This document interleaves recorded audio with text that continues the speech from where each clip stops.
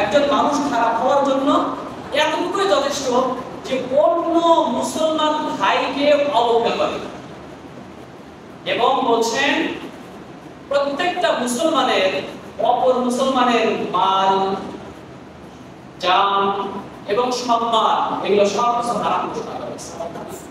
আপনি চাইলেই বললেন মান সম্মান নিয়ে আঘাত করতে পারেন না। একটা হাদিস আপনাদেরকে বলি, এটাও সহিহ মুসলিমের হাদিস, 1579 নম্বর হাদিস। রাসূলুল্লাহ সাল্লাল্লাহু আলাইহি ওয়াসাল্লাম বিদায় হজ্জের ভাষণে মানুষদেরকে বলছেন, সাহাবায়ে কেরামকে বলছেন, হে আমার সাহাবীরা, আজকে কোন দিন? সাহাবায়ে কেরাম মনে করছেন যে রাসূলুল্লাহ সাল্লাল্লাহু আলাইহি ওয়াসাল্লাম ভিন্ন কোনো নাম দিবেন। সাহাবায়ে কেরাম বলছে, আল্লাহর বান্দা রাসূল ভালো জানেন। বললেন যে আজকে কি ইয়ামুন নাহর নয়? সাহাবায়ে কেরাম বললেন, জি হ্যাঁ ইয়া রাসূলুল্লাহ, আজকে কি ইয়ামুন নাহর। তারপর আবার বলতেছেন, তোমরা বলো তো এটা কোন মাস? জিলহজ মাস তো সবাই জানে, এটা হজের মাস, সবাই জানে।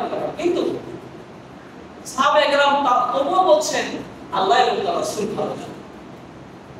তখন রাসূলুল্লাহ সাল্লাল্লাহু আলাইহি ওয়াসাল্লাম বললেন, এটা কি জিলহজ মাস নয়? সাহাবায়ে কেরাম বললেন যে জি হ্যাঁ ইয়া রাসূলুল্লাহ, এটা জিলহজ মাস। এরপরে বলতেছে এটা কোন নগরী, কোন শহর?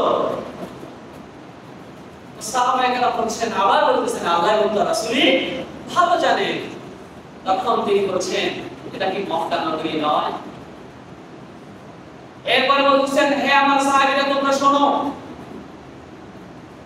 একজন মুসলমানের, একজন মানুষের সম্মান নিয়ে ছিনিমিনি খেলা, একজন মানুষের সম্মানকে আঘাত করা এতটাই অপরাধ, সম্মান বিনষ্ট করা এতটাই অপরাধ, যেমনই ভাবে আজকের দিনে এই মাসে এই নগরীর সম্মানকে বিনষ্ট করা যতটা অপরাধ, একজন মুসলমানের সম্মানকে বিনষ্ট করা তেমনই অপরাধ।